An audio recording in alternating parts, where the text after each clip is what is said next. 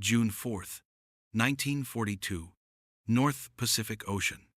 Rear Admiral Raymond A. Spruance stands on the flag bridge of USS Enterprise as morning light spreads across empty ocean. Below him, carrier crews prepare 67 SBD Dauntless dive bombers, 29 TBD Devastator torpedo bombers, and 20 F-4F Wildcat fighters. Intelligence has not confirmed Admiral Nagumo's exact position. Carrier doctrine dictates waiting for firm contact before launching strikes. Spruance orders the launch to proceed immediately. At dawn, aircraft begin departing toward coordinates based on estimates rather than confirmed sightings. The decision risks losing 2 carrier air groups without ever engaging the enemy. 6 hours later, 4 Japanese carriers will be destroyed. The United States Navy's first major offensive victory in the Pacific will stem not from certainty, but from calculated risk based on timing, fuel arithmetic, and operational intelligence. This decision, counter to all standing carrier doctrine, changed the Pacific War in circumstances that shattered American confidence and forced fundamental recalculation of naval strategy. December 7, 1941, brought devastation to Pearl Harbor that exceeded the worst contingency planning. Black smoke rose from Battleship Row as damage control parties tallied losses that seemed catastrophic and irreversible. War damage reports arriving at Pacific Fleet headquarters documented 18 ships damaged or sunk. Human casualties totaled 2,400, 3 dead, with an additional 1,161 wounded. The battleship-centric doctrine that had shaped American naval thinking for decades collapsed in a single morning. Japan's 6 carriers, Akagi, Kaga, Sōryū, Hiryū, Shokaku, and Zuikaku, had demonstrated coordinated massed strikes from a task force operating at an operational radius exceeding 230 miles from launch point. The attack coordination, timing, precision, and weapon effectiveness represented capabilities that American intelligence had underestimated systematically. Type 91 aerial torpedoes, modified for shallow water operations, had struck battleships in anchorages previously considered protected from torpedo attack. High-level and dive bombing attacks had achieved accuracy rates exceeding peacetime training expectations. Japanese naval aviation had demonstrated tactical and operational superiority that forced immediate American reassessment. The strategic balance appeared decisively tilted toward Japanese advantage. Admiral Husband Kimmel's Pacific Fleet possessed only 3 operational carriers at the moment of the Pearl Harbor attack. Enterprise and Lexington were at sea delivering aircraft to Wake and Midway. Saratoga was returning from the West Coast. Against this force, Japan could deploy 10 operational fleet carriers, supported by extensive land-based naval aviation throughout the mandated islands and newly conquered territories. Japanese carrier pilots averaged approximately 3,000 flight hours, representing the most experienced naval aviation force in the world. American carrier pilots averaged roughly 300 hours, a 10-fold experience differential that shaped tactical capabilities profoundly. United States Navy War Damage Report No. 1, compiled in the immediate aftermath of Pearl Harbor, documented not just physical losses but the operational implications. The battleship force that was supposed to advance across the Pacific, engaging the Japanese fleet in decisive surface action, no longer existed as a coherent fighting force. Strategic planning, developed over 2 decades, had become irrelevant within hours. The United States suddenly possessed only one offensive weapon capable of immediately threatening Japanese maritime power. Aircraft carriers operating with inadequate numbers, inexperienced aircrew, and doctrine that had never been tested in fleet-scale combat. But Pearl Harbor's devastation contained an inadvertent advantage that would prove strategically decisive. The carrier force survived intact. More importantly, the attack forced American naval planning away from battleship-centric thinking toward carrier-based operations that better suited industrial warfare's emerging patterns. Commanders like Nimitz, who assumed command at Pearl Harbor on December 31, 1941, understood that the old doctrine was dead. The question became whether new doctrine could be developed faster than Japan could exploit its temporary superiority. By March 1942, Japanese forces had conquered the Philippines, Dutch East Indies, Malaya, Singapore, and extensive Pacific territories. The strategic situation appeared bleak for the United States and its allies. Japan controlled resources, bases, and interior lines that seemed to guarantee continued offensive capability. American production advantages remained theoretical. Industrial mobilization was accelerating, but required months to translate capacity into deployed combat power. The immediate tactical and operational balance favored Japan decisively. But in a basement facility at Pearl Harbor, a different kind of warfare was being waged that would transform strategic calculations. Station Hypo, under Commander Joseph Rochefort, represented the United States Navy's most sophisticated cryptologic capability. Throughout early 1942, Rochefort's team worked systematically to penetrate Japanese naval communications encrypted in the JN-25B code system. The work was painstaking, technical, and yielded only partial results. Decryption accuracy measured in fragments rather than complete messages. Individual message groups might be recovered while surrounding context remained opaque. The breakthrough came through traffic analysis combined with partial decryption. Japanese operational communications referenced a target designated AF repeatedly in messages that clearly indicated a major offensive operation planned for early June. Rochefort's analysts concluded that AF represented Midway Atoll based on geographic references, unit dispositions, and logistical indicators in the decrypted fragments. But the conclusion remained disputed within intelligence circles. Some analysts believed AF indicated Johnston Island or even Hawaii itself. The uncertainty complicated operational planning because different target interpretations demanded different defensive dispositions. Rochefort proposed a test that would resolve the ambiguity definitively. He suggested that Midway transmit an uncoded message reporting a water shortage. If Japanese communications subsequently referenced AF being short of water, the identification would be confirmed. The test was executed. Midway transmitted a report indicating problems with its freshwater distillation equipment. Within days, a Japanese message decoded at Hypo referenced AF's water shortage. The identification was confirmed. Japan's next major offensive would target Midway Atoll. Admiral Chester W. Nimitz, Commander-in-Chief Pacific Fleet, now possessed intelligence that provided unprecedented strategic advantage. Station Hypo's analysis predicted not just the target, but the timing window within approximately 24 hours and the forces likely to be committed. Japanese operational planning called for a carrier striking force to attack Midway from the northwest, while invasion forces approached from the west. The operation aimed to draw out and destroy the remaining American carrier force, securing Japanese control of the Central Pacific.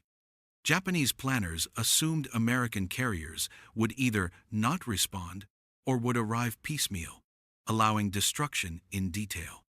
The intelligence advantage gave Nimitz the opportunity to concentrate forces northeast of Midway, where they could ambush the Japanese carrier force during its most vulnerable phase immediately after attacking Midway, when aircraft would be broached, recovering, rearming, and refueling. The plan required precise timing and operational discipline. American carriers would need to remain undetected while positioning for attack. Strikes would need to launch at maximum range to exploit Japanese vulnerability. The entire operation depended on intelligence remaining accurate and operational security preventing Japanese awareness of American dispositions. But Nimitz faced a personnel problem that threatened to complicate execution. Vice Admiral William F. Halsey, commander of Task Force 16, built around carriers Enterprise and Hornet, was hospitalized with severe dermatitis. Medical officers concluded that Halsey could not command at sea. His replacement needed to be someone with carrier experience, combat familiarity, and Nimitz's complete confidence. The logical candidates all had commitments elsewhere or lacked the seniority for independent command. Nimitz made an unconventional choice.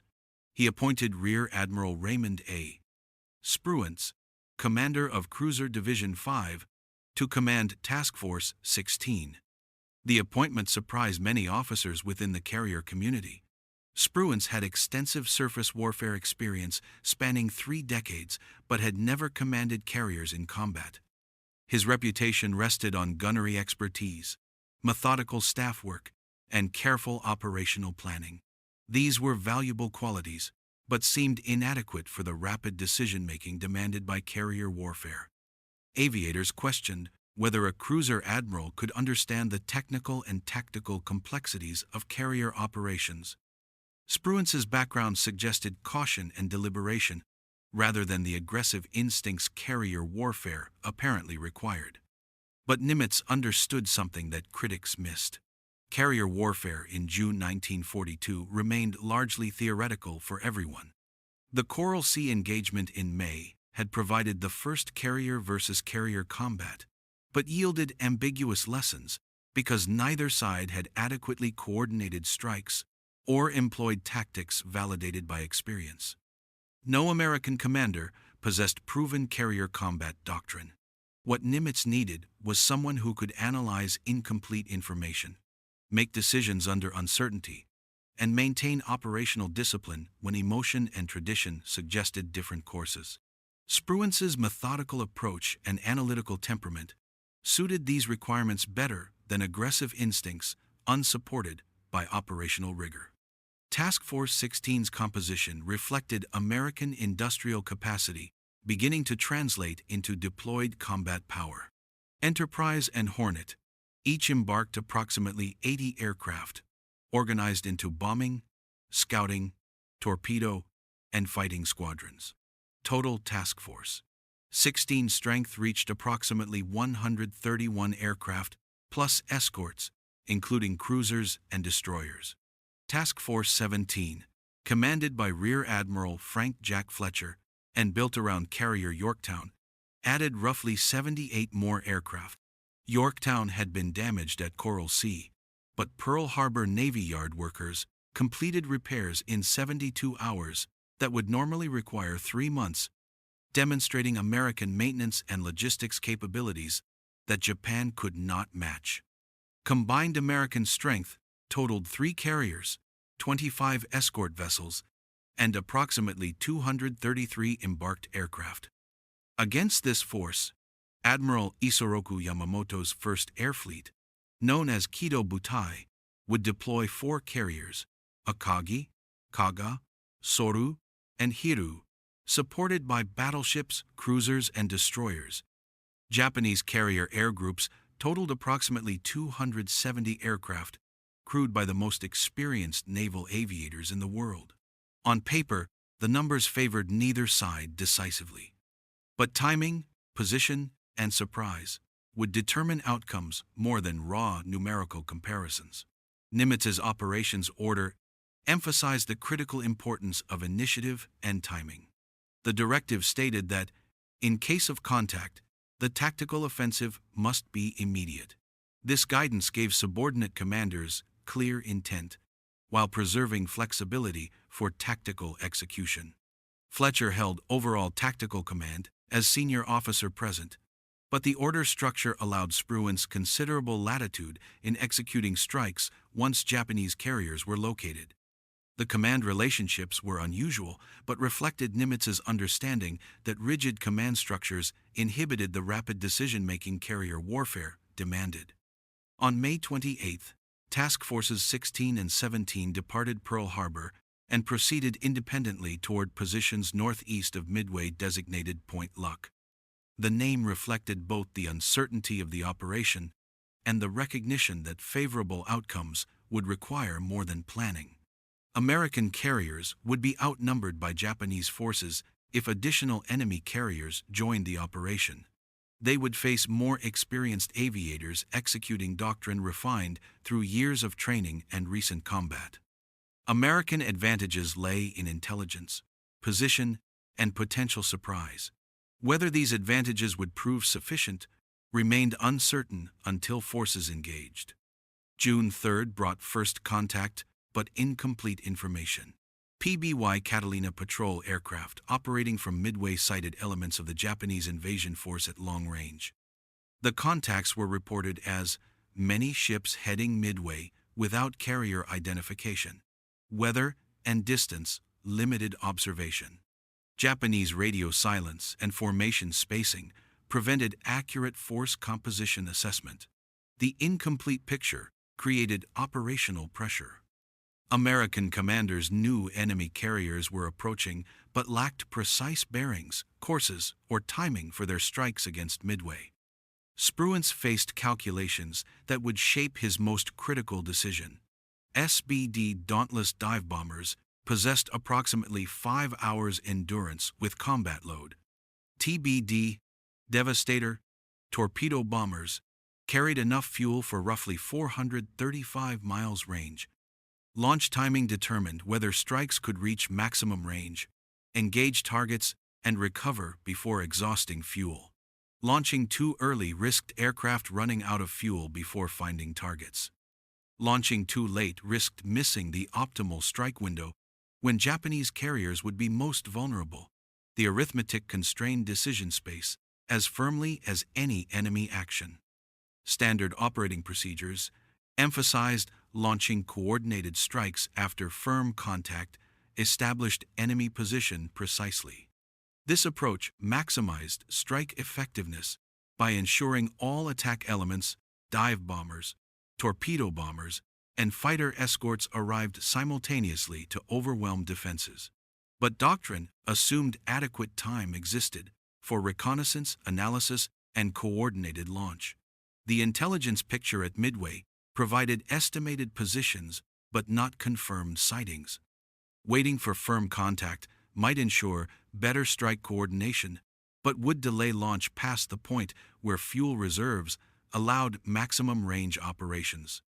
Spruance decided to prioritize timing over certainty. Before dawn on June 4, he ordered preparations for immediate launch upon receiving any reasonable estimate of enemy carrier positions.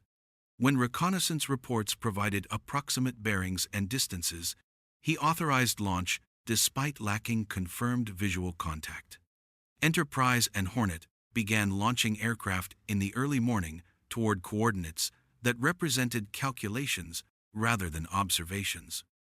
The launch committed American carrier air groups to attacks against targets whose exact positions remained uncertain.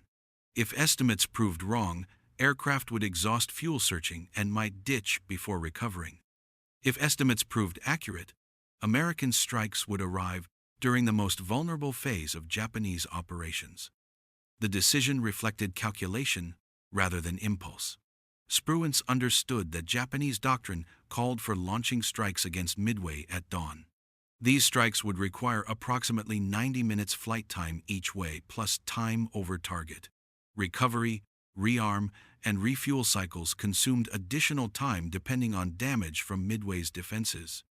If American strikes arrived during this rearm cycle, they would catch Japanese carriers with aircraft on deck, fueled and armed, surrounded by ordnance and aviation gasoline.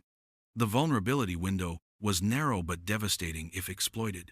Missing it meant attacking carriers with empty decks and full combat air patrols.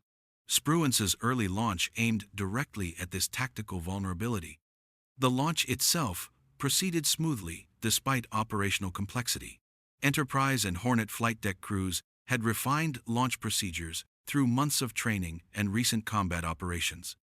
Aircraft lifted off at intervals calculated to permit formation assembly while minimizing deck cycle time. Dive bombers carried 1,000-pound bombs. Torpedo bombers carried Mark 13 torpedoes, whose reliability remained questionable after numerous combat failures. Fighter escorts carried ammunition for their 50-caliber machine guns, but sacrificed range for combat capability. The entire strike represented American carrier aviation's maximum effort against targets that might not be where intelligence predicted. Commander Stanhope Ring led Hornet's air group on a course too far north based on estimates that proved incorrect. Ring's group searched designated sectors systematically, but found empty ocean. Fuel gauges dropped toward minimums that forced decisions between continuing search and ensuring safe recovery. Ring eventually ordered return to Hornet without making contact. Hornet's entire strike launched successfully, searched aggressively, and returned without engaging because initial estimates placed targets outside actual search coverage. The failure illustrated the risks Spruance had accepted in launching before confirmed contact. But Enterprise's air group, led by Commander Clarence McCluskey, searched sectors slightly south of Hornet's track. McCluskey also failed to find targets at estimated positions and faced identical fuel calculations, forcing decision between extended search and safe recovery. McCluskey chose to extend search beyond doctrinal limits, accepting that some aircraft might ditch from fuel exhaustion. The decision reflected personal judgment rather than orders, but aligned with Spruance's emphasis on immediate offensive action. McCluskey's dauntless scout bombers continued searching past fuel minimums toward vectors that seemed most likely based on enemy courses and speeds. The breakthrough came through observation and tactical reasoning. McCluskey spotted a Japanese destroyer at high speed heading northwest. Arashi had been conducting anti-submarine operations after detecting an American submarine and was sprinting to rejoin the carrier force. McCluskey recognized that a single destroyer at flank speed almost certainly was returning to its formation. He altered course to follow Arashi's wake, gambling remaining fuel on the assumption that the destroyer pointed toward Japanese carriers. The navigation decision proved correct. Following Arashi's track led directly to Kido Butai. Enterprise scout bombers sighted 4 Japanese carriers northeast of Midway, recovering aircraft from the first Midway strike. The carriers were precisely where intelligence estimates had predicted, and precisely when Spruance's early launch timing intended American strikes to arrive. McCluskey's air group approached from altitude with Japanese combat air patrol concentrated at low altitude defending against torpedo attacks. The tactical geometry was nearly perfect. American dive bombers held altitude advantage. Japanese carriers had aircraft on deck, fueled and armed. Combat air patrol was out of position to intercept high-altitude attacks. The scenario represented maximum vulnerability, meeting maximum opportunity. McCluskey divided his force between targets based on tactical geometry. Bombing Squadron 6 targeted Kaga, while Scouting Squadron 6 shifted to Akagi when attack angles overlapped. Yorktown's air group, arriving independently, located and attacked Sōryū. The attacks proceeded nearly simultaneously, despite 3 separate American formations, attacking without coordination. Each air group had launched independently, searched different sectors, and arrived over targets through different routes. The lack of coordination that doctrine warned against actually distributed attacks more effectively than coordinated strikes might have achieved. The dive-bombing attacks lasted approximately 6 minutes and destroyed 3 of 4 Japanese carriers irreversibly. Kaga took multiple hits from 1,000-pound bombs that penetrated flight decks and detonated in hangars filled with fueled aircraft and stacked ordnance. Secondary explosions and fires spread through spaces that lacked adequate fire suppression for the aviation fuel loads required by carrier operations. Akagi suffered similar damage from bombs that struck among aircraft being rearmed on the flight deck. Sōryū received hits that ignited fuel and ammunition throughout the ship. Japanese damage control parties fought fires and flooding, but faced conditions beyond their training and equipment capabilities.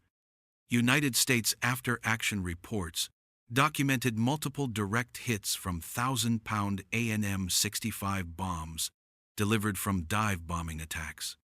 Japanese records compiled in post-war analyses confirmed that concentrated bomb damage during the rearm and refuel phase eliminated 3 carriers within minutes. Cascading fires ignited aviation fuel vapor that filled poorly ventilated spaces. Magazine explosions destroyed structural integrity, Flight decks buckled from heat and explosive pressure. The carriers that had attacked Pearl Harbor 6 months earlier were burning beyond recovery before their commanders fully understood what had occurred.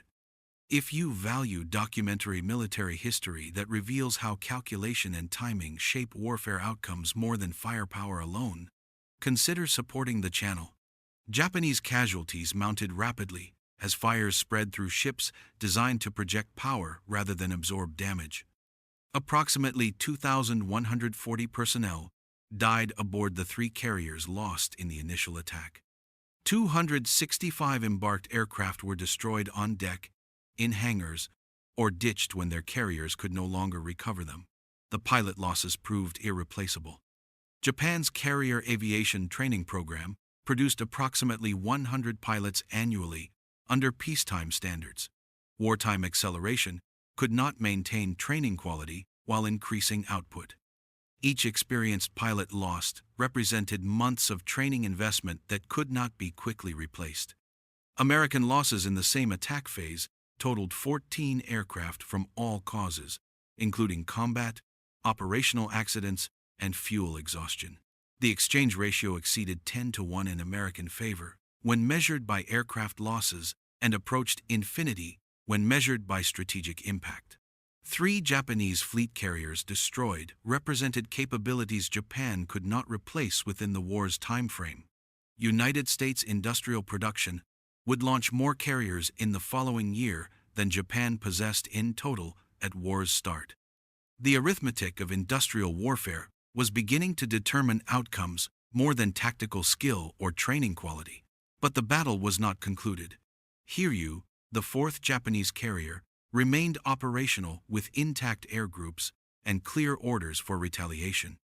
Admiral Taemon Yamaguchi, commanding Carrier Division 2, immediately ordered strikes against American carriers.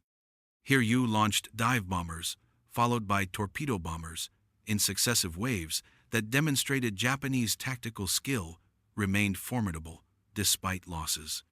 The strikes located Yorktown through reconnaissance and executed well-coordinated attacks that exploited gaps in American combat air patrol coverage.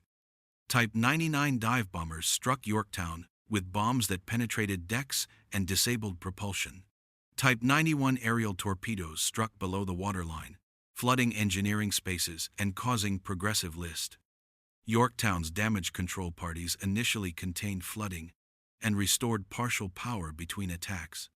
The carrier resumed operations briefly before Hiryū's second strike delivered additional torpedo hits that proved fatal. Captain Elliot Buckmaster ordered abandoned ship when progressive flooding threatened capsizing. Yorktown remained afloat but crippled, drifting northeast of Midway until Japanese submarine 168 delivered additional torpedo hits on June 6 that finally sank the carrier. The loss demonstrated that Japanese carrier aviation retained lethal capabilities even after devastating losses. American victory was being purchased rather than granted.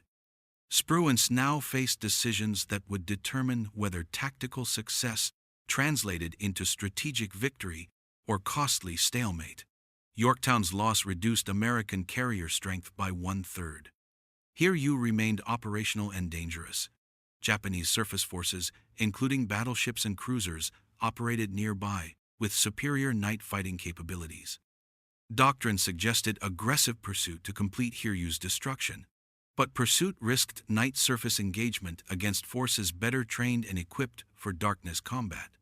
It risked positioning American carriers where Japanese submarines could intercept them. Most critically, it risked exhausting fuel and aircraft reserves needed for sustained operations. Spruance ordered Task Force 16 to turn eastward as darkness approached. The decision surprised aggressive subordinates who expected immediate pursuit, but Spruance's calculation prioritized preserving striking power over completing immediate destruction. American carriers retained 2 intact flight decks with experienced aircrew and operational aircraft. Japanese forces had lost 3 of 4 carriers irreversibly and would lose the 4th if operations continued into June 5. The strategic outcome was already determined. Risking American carriers in night action or overextended pursuit offered minimal additional gain against significant potential loss. The night maneuver demonstrated the same methodical calculation that had characterized Spruance's early launch decision. He prioritized objectives, maintaining striking power, avoiding unnecessary risk, ensuring forces remained available for dawn operations over emotional satisfaction of immediate pursuit. Staff officers documented the decision in operations logs that noted fuel states, recovery windows, and submarine threat areas. The decision was not cautious in the sense of avoiding combat, but disciplined in the sense of fighting only when conditions favored American advantages rather than Japanese strengths. Dawn, on June 5, found American carriers with fueled aircraft, rested crews, and clear operational objectives.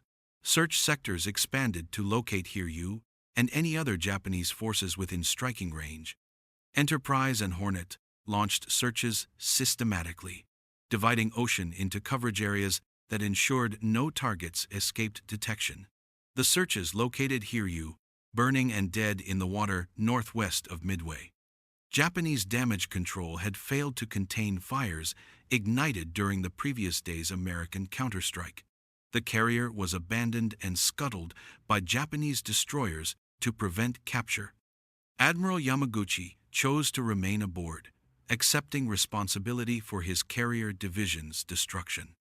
Additional strikes throughout June 5 targeted Japanese cruisers damaged in collision while maneuvering to avoid submarine attack.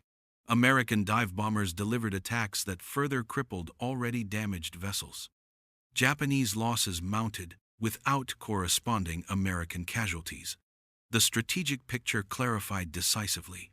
Japan had lost 4 fleet carriers, approximately 3,000 personnel, and roughly 300 aircraft including trained crews.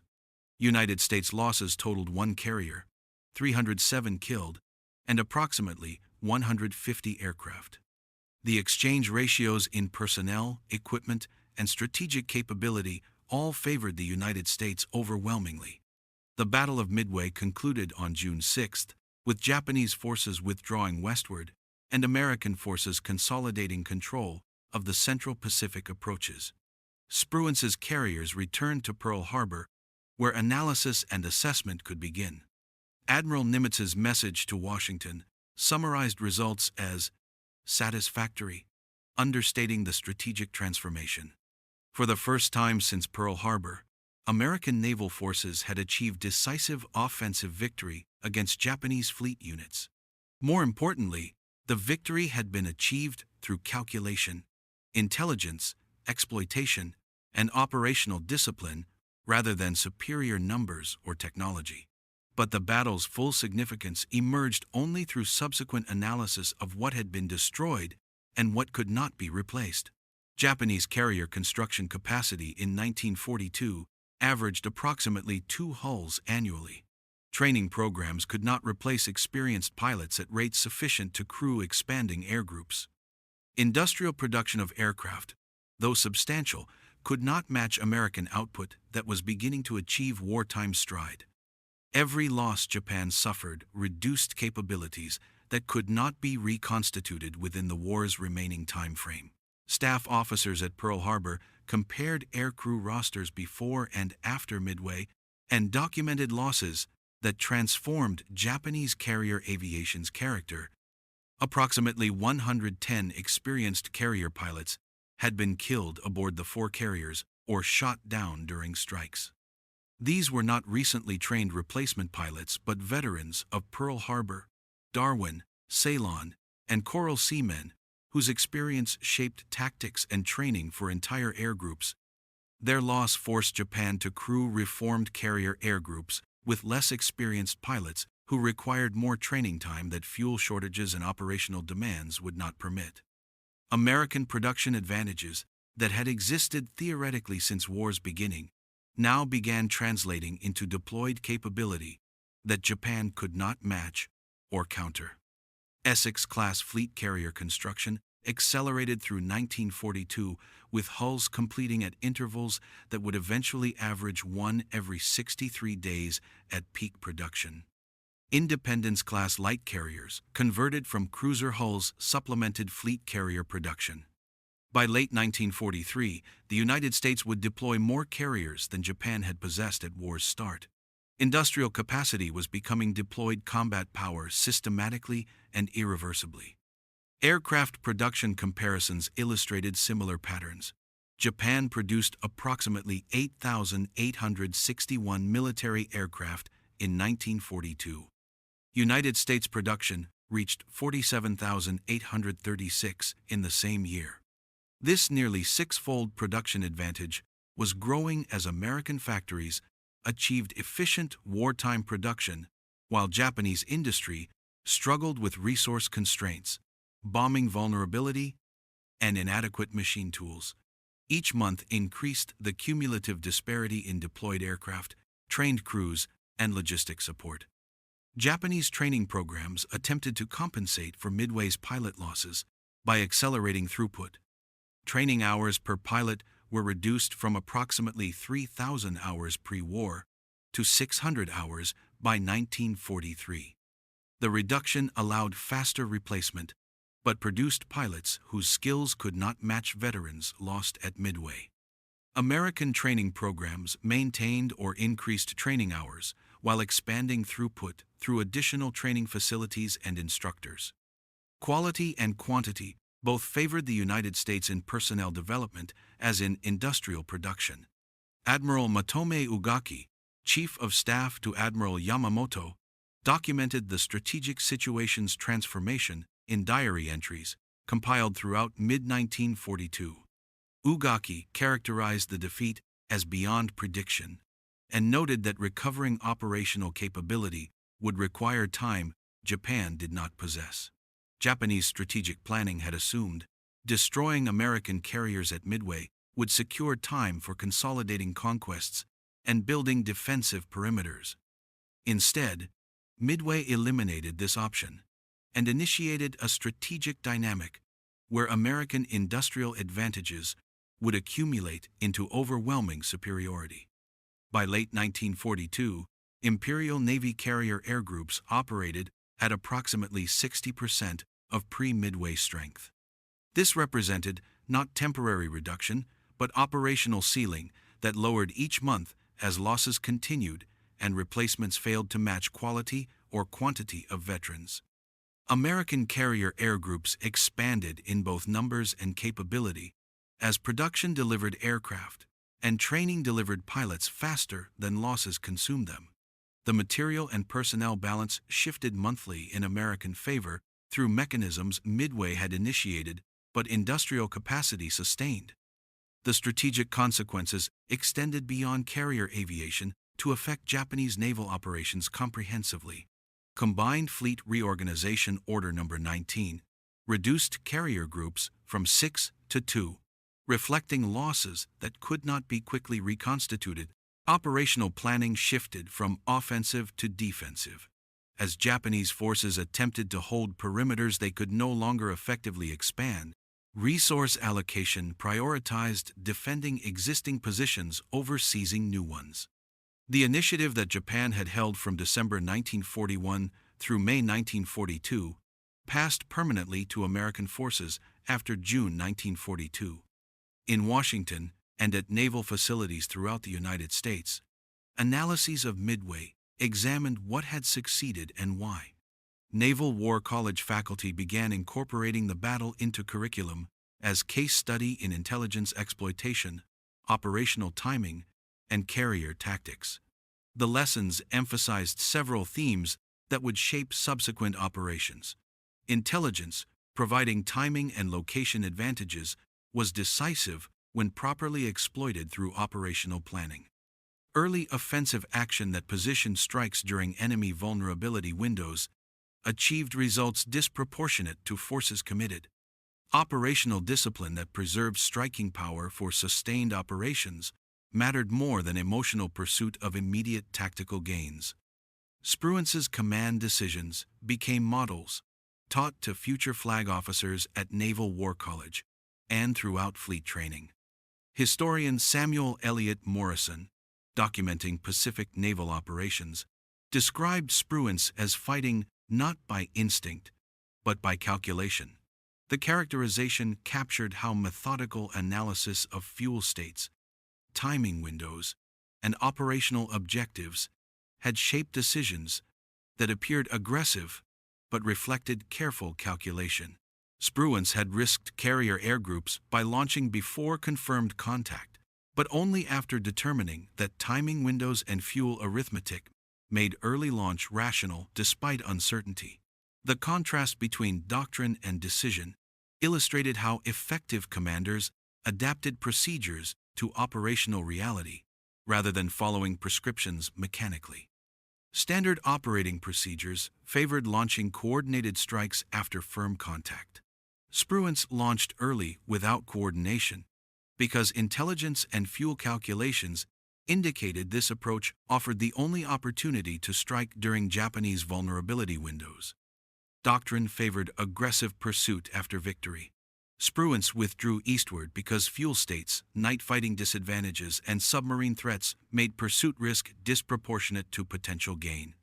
In both cases, calculation shaped decisions that appeared to contradict doctrine, but actually applied doctrinal principles intelligently. The Battle of Midway became recognized as the first decisive carrier versus carrier engagement in naval history, and the turning point of the Pacific War's naval phase. 4 Japanese fleet carriers destroyed, 1 American carrier lost. Approximately 3,057 Japanese personnel killed, 307 Americans died. The casualty ratio approximated 10-1 in American favor. The material exchange ratio was even more lopsided when measured against replacement capacity. Japan could not replace lost carriers within relevant timeframes. United States production would deliver replacement carriers monthly throughout 1943 and 44. In 6 minutes of coordinated but unplanned attacks, approximately 248 Japanese aircraft were destroyed, along with 4 carriers that projected them. The concentration of destruction during the rearm and refuel phase validated Spruance's timing calculations. The attacks occurred exactly when intelligence had predicted Japanese carriers would be most vulnerable, and precisely when Spruance's early launch decision positioned American strikes to arrive. The convergence was not chance but computation turned into operational art. Post-war analyses conducted by United States Strategic Bombing Survey and Naval Historical Sections examined Midway from multiple analytical perspectives. Economic studies documented that Japan's strategic position after Midway was unsustainable given American industrial advantages. Military analyses concluded that tactical victory resulted from intelligence, timing, and operational discipline, rather than superior equipment or numbers. Historical assessments emphasized that Midway illustrated how industrial democracies could translate production capacity into combat power when properly organized and commanded. The mathematical dimensions of victory extended beyond immediate battle statistics to encompass strategic trends that Midway initiated but subsequent operations sustained. American carrier strength grew from 3 operational carriers at Midway to 15 fleet carriers and 9 light carriers by mid-1944. Japanese strength declined from 10 carriers at war's beginning to effectively 0 operationally viable fleet carriers by late 1944. The disparity grew monthly through industrial production advantages that Midway did not create, but that Midway's outcome allowed to develop without Japanese interference. Admiral Raymond Spruance commanded at Midway for approximately 72 hours, during which his decisions shaped strategic outcomes that would influence the Pacific War's remaining 3 years. His subsequent career included command of 5th Fleet during Central Pacific operations and participation in most major amphibious campaigns from Tarawa through Okinawa. But Midway remained the definitive demonstration of his command philosophy. Fight by mathematics, not tradition. Calculate timing and position more carefully than enemy calculations. Preserve striking power for sustained operations, rather than consuming it in emotional pursuit of immediate tactical gains. The legacy of Midway extends beyond tactical lessons to address fundamental questions about how command decisions shape strategic outcomes. Spruance possessed no carrier aviation experience before Midway, yet commanded the most complex carrier operation American forces had yet attempted. His effectiveness came not from specialized technical knowledge, but from methodical analysis of operational constraints and opportunities. He understood fuel arithmetic as well as any aviator. He recognized timing windows as clearly as experienced carrier commanders. He calculated risk and advantage systematically, rather than relying on intuition or tradition. The battle demonstrated that modern warfare increasingly demanded commanders who could integrate intelligence, logistics, and operational capabilities through systematic analysis, rather than relying on experience and tradition alone. Spruance succeeded at Midway, not despite his lack of carrier experience, but partly because he approached carrier warfare analytically rather than traditionally. He questioned doctrinal assumptions. When operational circumstances suggested alternatives, he calculated rather than assumed. He decided based on arithmetic of fuel, time, and distance, rather than emotion or tradition. War is decided not only by courage and skill, but by the rigor with which commanders analyze constraints and opportunities within their operational environment. Admiral Spruance analyzed fuel endurance, timing windows, vulnerability phases, and risk calculations more rigorously than Japanese commanders whose experience exceeded his.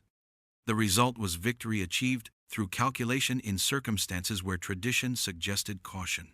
The 6 minutes during which American dive bombers destroyed 3 Japanese carriers represented the culmination of decisions made hours earlier based on mathematics that proved more decisive than firepower. If you value fact-based military history that examines how analytical rigor shapes warfare outcomes, consider supporting content that preserves these lessons from archival evidence and verified sources. The Battle of Midway concluded with strategic transformation that would determine the Pacific War's trajectory for its remaining 3 years. Japan lost offensive capability that could not be reconstituted. The United States gained initiative that industrial capacity would sustain and expand. 4 Japanese fleet carriers destroyed versus 1 American carrier lost. 3,000 personnel casualties versus 300. These statistics measured immediate outcomes, but the strategic significance lay in replacement capacity and industrial momentum that would translate initial advantages into overwhelming superiority. Admiral Spruance's command decisions at Midway became foundational texts in how modern warfare demands analytical rigor applied to operational constraints and opportunities. His willingness to launch strikes before confirmed contact, based on intelligence and fuel arithmetic, demonstrated calculated risk rather than recklessness. His decision to withdraw eastward rather than pursuing aggressively demonstrated operational discipline rather than timidity. Both decisions reflected systematic analysis of what could be achieved within available means against enemy vulnerabilities. The approach succeeded where tradition or emotion might have failed. The mathematical precision with which Spruance fought, calculating fuel states, timing windows, vulnerability phases, and operational objectives, established patterns that subsequent commanders studied and emulated. Naval War College case studies analyzed his decisions as models of how to integrate intelligence, logistics, and operational capabilities into coherent action plans. The Battle of Midway was taught not as triumph of chance, but as demonstration of calculation, determining outcomes when properly applied to warfare's operational constraints. In 6 minutes of dive bombing attacks that destroyed 3 carriers, calculation became decisive weapon. In 72 hours of operational command, methodical analysis shaped strategic victory. Admiral Raymond Spruance's gamble was not chance, it was computation. In 6 minutes of ordered chaos, he turned arithmetic into victory that changed the Pacific War's trajectory irreversibly. The lesson endures. Modern warfare belongs to commanders who calculate more rigorously than their opponents, who integrate intelligence with operations more systematically, and who preserve striking power through disciplined restraint more effectively than emotional tradition suggests. These principles, demonstrated decisively at Midway, remain fundamental to naval warfare in any era where technology, logistics, and industrial capacity determine outcomes as surely as courage and skill.